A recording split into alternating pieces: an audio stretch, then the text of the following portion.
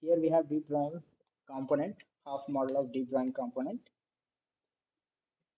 So I want to save only this geometry file. I want to have a geometry file so that I can use that geometry file in other software as well.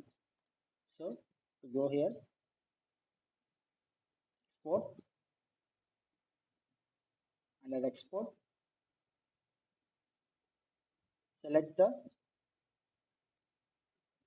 folder where you want it,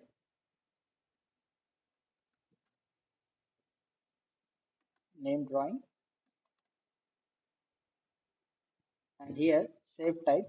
We have design modeler, database, we have iges file, we have parasolid text, we have step files. So I want to save in iges, save it.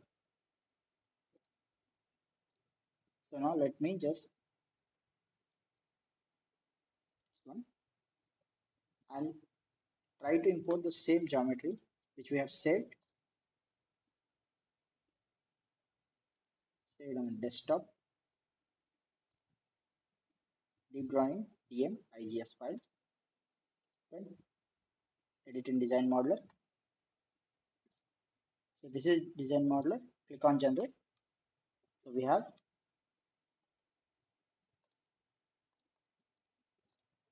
our solid.